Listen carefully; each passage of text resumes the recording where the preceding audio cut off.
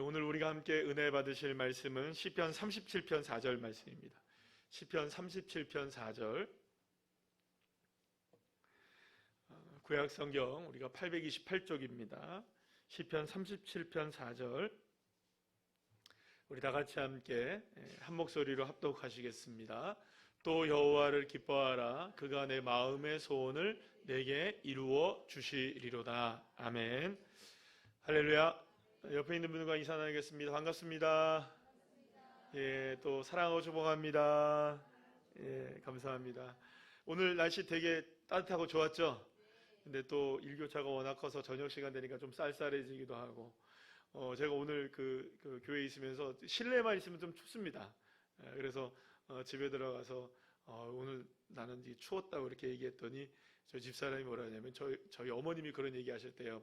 그 봄 바람은 뭐라고 그러더라? 옷으로 스며드는 추위가 있다고 그랬다 그러네요. 그런 말을 하더라고요. 그래서 여러분들 옷으로 스며드는 추위, 특히 여러분들 아시죠? 이 방어진의 추위는 언제까지 갑니까? 4월 말 5월 달까지 간다는 거. 그래서 우리는 확연히 구분되죠, 시내 사람들이라. 그래서 시내 사람들과 구분되는 이 옷차림 5월 달까지 그래서 잘 여러분들 유지를 잘 하셔야 될 것 같습니다. 자, 오늘 함께 나눈 말씀을 가지고, 읽은 말씀을 가지고 다 같이 한번 읽어볼까요? 시작. 하나님이 이루신다라는 제목으로 함께 은혜를 나누도록 하겠습니다. 우리가 이제 나는 죽고 예수로 사는 삶에 대한 우리가 늘 언제나 말씀을 나누고 함께 우리가 은혜를 나누며 함께 나가고 있는데요.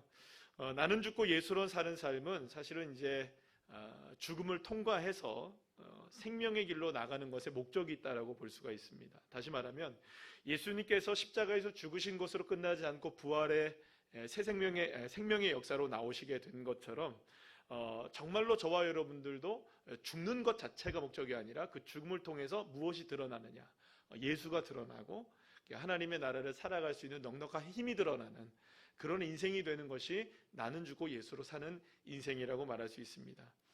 그렇기 때문에 신앙의 출발점은 언제나 어디에서부터 시작되느냐? 내가 그리스도와 함께 십자가에 못 박혀 죽는 것에 있다는 것을 기억해야 합니다. 그래서 그것은 어떤 의미를 갖고 있느냐? 결국에는 내가 누구와 함께 죽는 것일까요? 예수님과 함께 죽고, 그리고 그 안에서 누가 살아나는 겁니까? 내가 살아납니까? 주님이 살아납니까? 주님이 살아나는 그런 은혜가 있어야 되는 것이죠.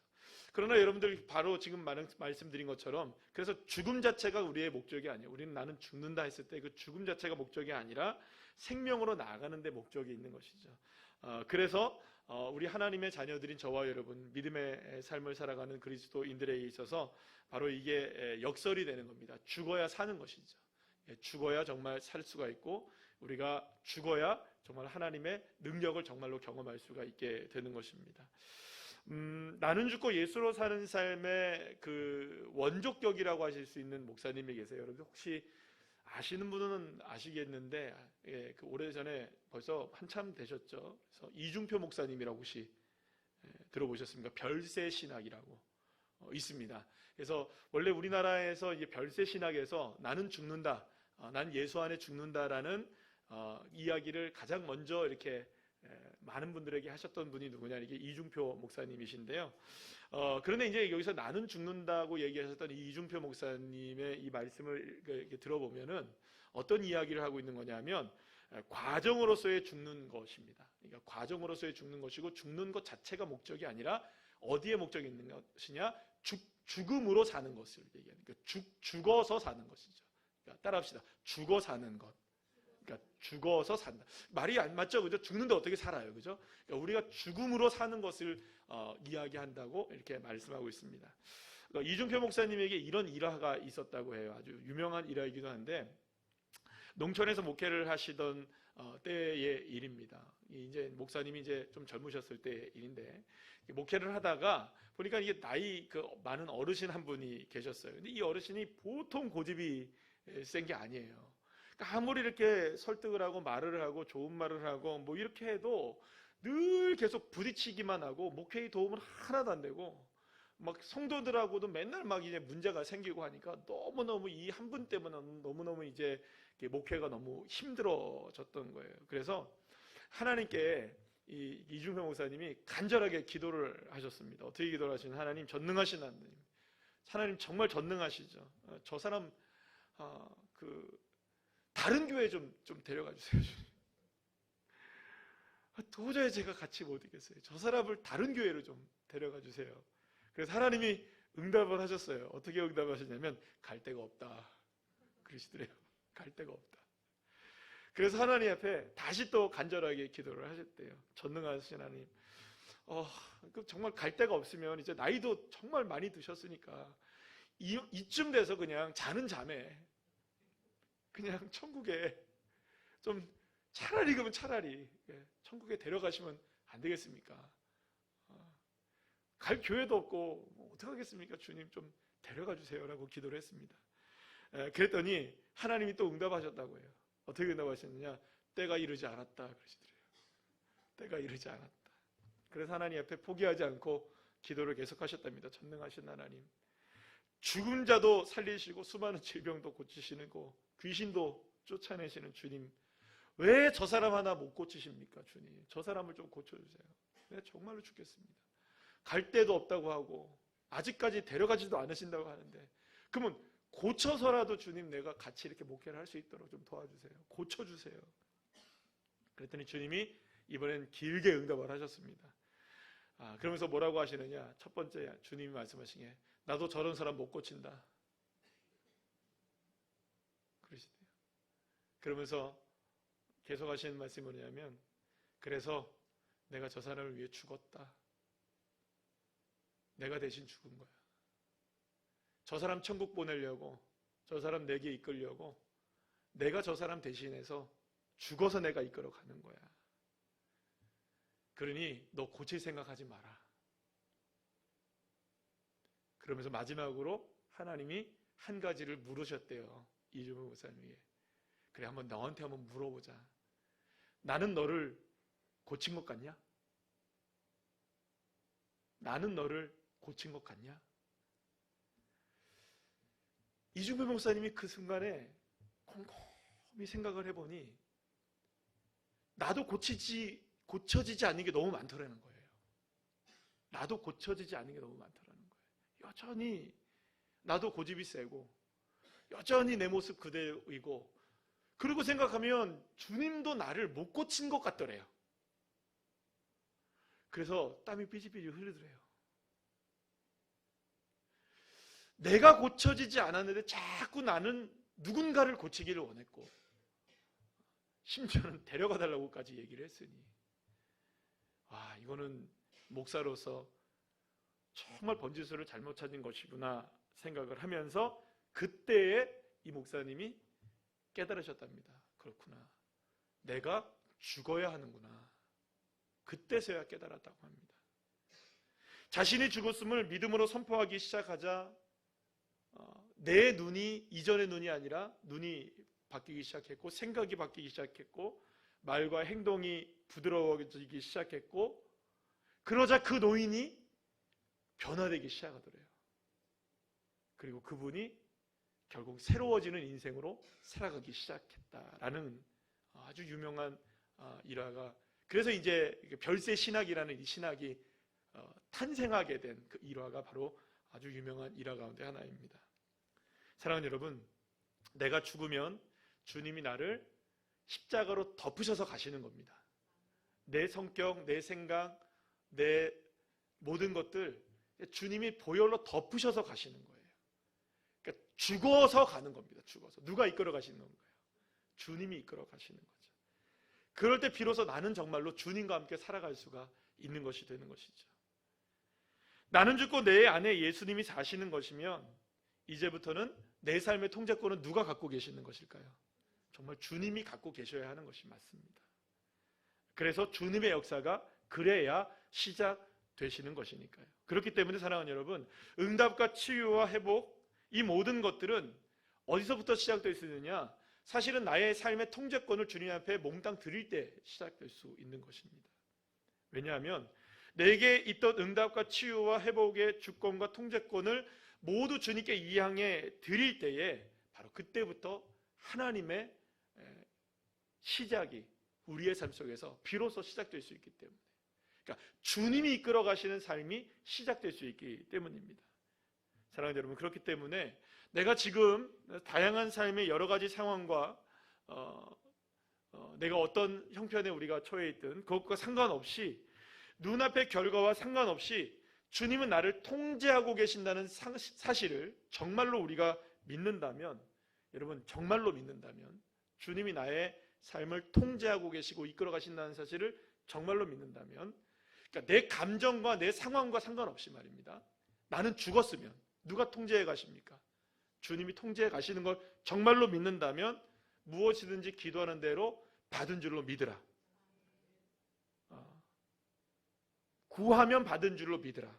그럼 그 말씀 그대로가 우리에게 역사가 일어나려면, 자꾸 스물스물 우리는 뭐가 일어납니까? 받은 줄로 믿어야 되는데, 그죠?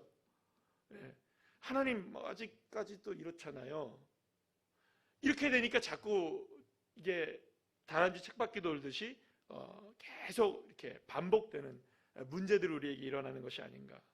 그래서 여러분, 주님께서 우리에게 원하시는 것은 딱 한 가지입니다. 따라합시다. 하나님을 기뻐하라. 그거는 우리의 감정과 상관없이 주님을 기뻐하는 일이 되는 것이죠. 주님을 의지하는 것이 되는 것이죠. 그래서 오늘 본문에서 다윗이 뭐라고 고백합니까?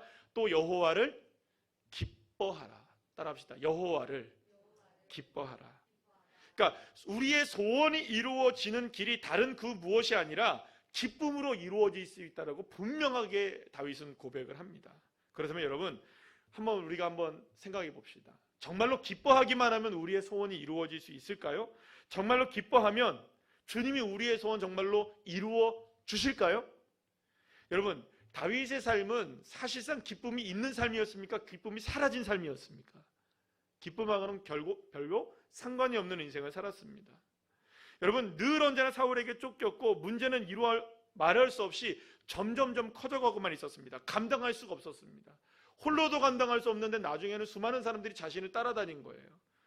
얼마나 힘들었는지 몰라요. 치유, 회복, 이거는 여러분들 다윗에게는 사치스러운 일이었습니다. 다윗은 그렇게 기쁨이 사라집니다. 눈물과 고통뿐이었습니다. 매일매일 내쉬는 안타까움의 한숨만이 차오르는 그런 삶을 이 다윗은 살아갈 수밖에 없었습니다. 숨조차 쉴 수 없는 수월의 고통을 느꼈다고 얘기합니다. 지옥의 고통을 날마다 느꼈다. 여러분, 시편에 읽어보면 그런 얘기들 많이 나오죠. 수월, 지옥의 고통을 느끼는 거예요. 날마다. 그러나 여러분들, 이 다윗이 그렇게 지옥의 고통을 느낄 정도로 어려움을 당하고 있었던 그런 상황 속에서 곰곰이 생각해 본 거예요. 그러면서 한 가지 깨달은 게 있었던 거예요. 아, 그렇지. 뭘 깨달았느냐? 내 삶의 위기가 있다 할지라도 내 삶이 위기이지 하나님의 위기는 아니라는 거죠. 내 위기 속에 나는 갇혀 있을 수는 있지만 내 위기 속에 하나님이 갇히지는 않으시는 분이시다. 이게 믿음의 눈이 확 열려지게 된 거예요. 아, 그렇지. 나의 위기를 통제하고 계시는 분이 계시지, 여호와 하나님.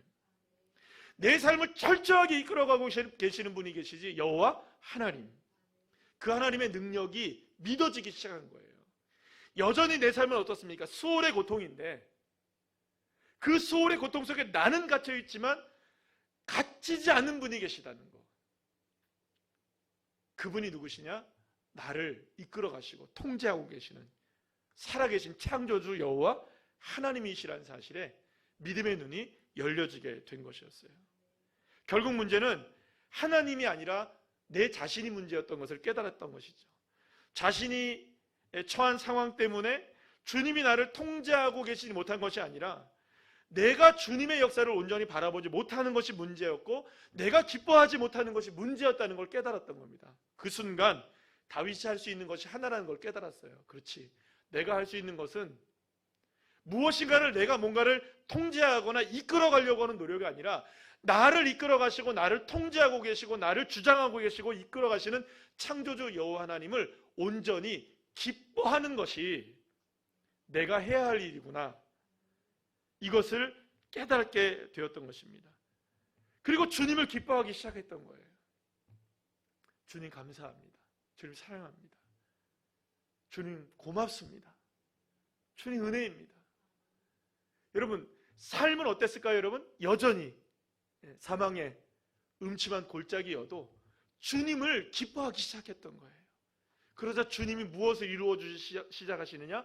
소원을 이루어주기 시작하시는 거예요. 여러분, 그렇지 않습니까? 다윗의 발걸음 하나하나를 생각해 보십시오. 여러분들 생각해 보세요. 다윗이 사울이 던지는 창을 이렇게 맞잖아요.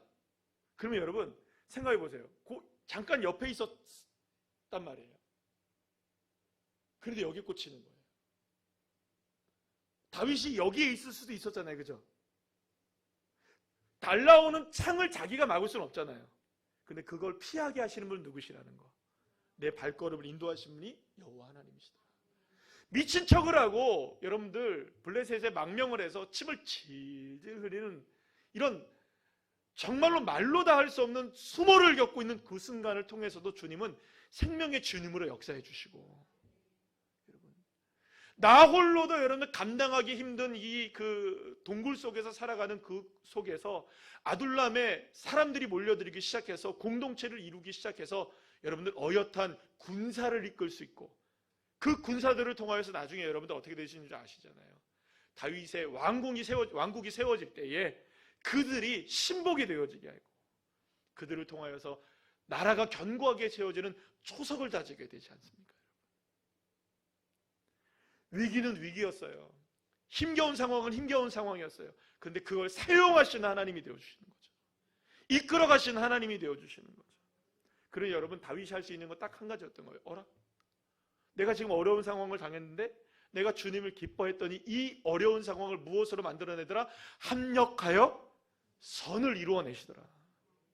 이 주님을 발견하게 되니 다윗이 할 수 있는 게 딱 한 가지였던 거예요. 그렇구나, 주님을 기뻐하시기만 하면 내 마음을 아시는 주님이, 내가 주님을 기뻐하니 내 마음을 주님께서 이루어 가시는구나. 여러분, 그래서 주님은요, 사실상 우리가 고백은 해야 됩니다. 고백도 하고 기도도 하고 주님께 아뢰기도 하고 철저하게 주님 앞에 부르짖어 간구도 해야 되는데, 부르짖기 전에 이미 주님이 뭘 아실까요? 우리의 마음을 감찰하십니다. 그래서 마음을 아시는 거예요. 마음에 뭘 원하는지. 그러니까 여러분, 원래 이 말하지 않아도 알아의 초코파이의 원조송 있잖아요. 그게 원래 이게 성경적 내용이라는 거 아시죠? 말하지 않아도 알아. 그저 바라보면 되는 거예요. 주님을. 말하지 않아도 주님이 다 내 마음을 아시는 거죠. 그러니까 여러분, 결국에는 여러분 내 감정으로 기뻐하지 못할 수는 있어요. 이 상황 자체는 즐거워하지 못할 수 있죠. 그런데 여러분, 나는 죽은 거예요. 그러면 나는 죽은 거예요. 주님 안에서. 그럼 여러분, 내가 기뻐하지 않아도, 여러분 내가 슬퍼하는 상황이어도 그 감정이 나의 삶을 주관하지는 못하게 해야 되는 거예요. 왜냐하면 난 죽었으니까. 그러면 여러분, 내 감정과 내 마음을 죽이고 허옇게 여러분들 죽이고 누구를 기뻐하며 살아가는 것이 우리의 신앙이어야 하는 것이냐? 여호와 하나님을 기뻐하는 것. 사랑하는 여러분, 기뻐하고 즐거워하시기를 간절히 축복합니다. 주님이 내 주인이시고 내가 부족하고 연약하고 문제 많아도 여전히 하나님은 나의 하나님이 되어주시고, 내가 연약해졌다고 하나님 연약해지시는 거 아니시고, 내가 부족하다고 주님 부족하게 되시는 분이 아니시고, 내 모습이 어떠해도 주님 품어주시는 하나님, 인도해 주시는 하나님, 복 주시는 하나님을 여러분들 믿으시길 바랍니다.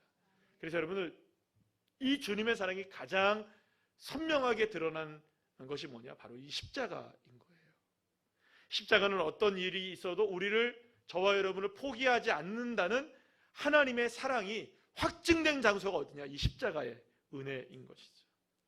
그래서 여러분들 말씀드린 것처럼 주님이 우리를 보혈의 피로 덮어서 가시는 거예요. 우리가 자꾸 뭐에서 나오려고 하는 문제인 걸까요? 이 보혈의 피에서 자꾸 나오려고 하니까 문제지, 주님 피에 덮여져 있으면 문제는 없는 거예요.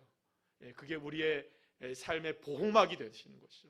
우리를 이끌어가는 능력이 되어주시는 것이죠. 그러면서 주님이 그 보혈로 우리의 아픔도 상처도 문제도 다 덮어주시고, 그래서 그곳에서 무엇이 일어나느냐? 생명의 역사가 일어나게 되는 거예요. 그러니 여러분, 우리가 보혈의 피에 덮여있는 것으로 즐거워하셔야 되는 거죠.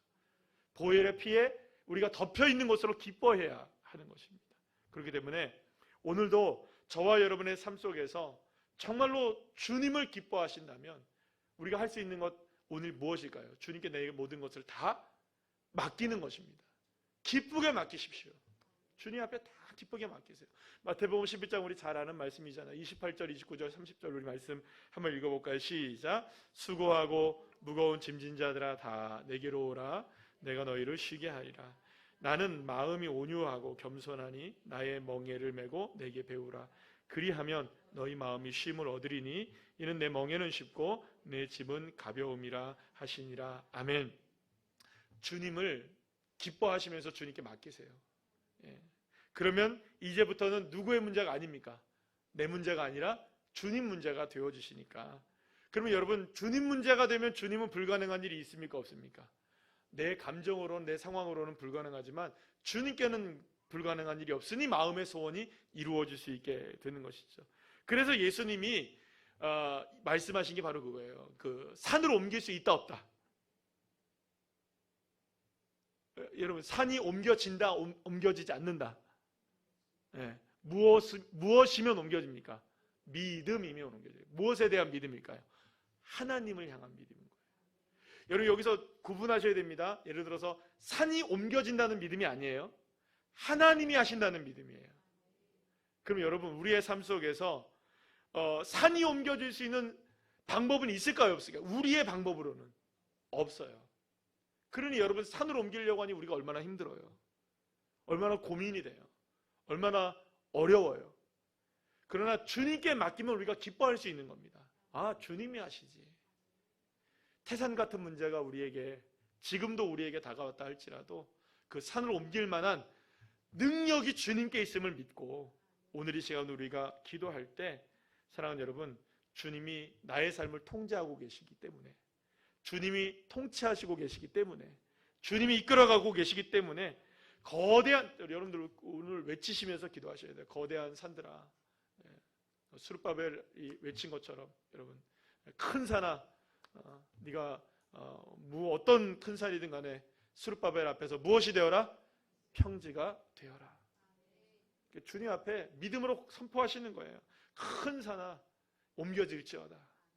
주님의 능력으로 옮겨질 것을 믿고, 우리가 거대한 산 같은 문제가 있다 할지라도 이게 바다로 던져지고 옮겨지고 평지가 됨을 믿음으로 선포하면, 지금 당장 우리의 눈앞에 보이지 않아도 반드시 지금의 이 눈물이 결국에는 합력하여 선을 이루어서 아름다운 풍성한 열매를 맺게 되는 놀라운 은혜가 있게 될 줄로 믿습니다.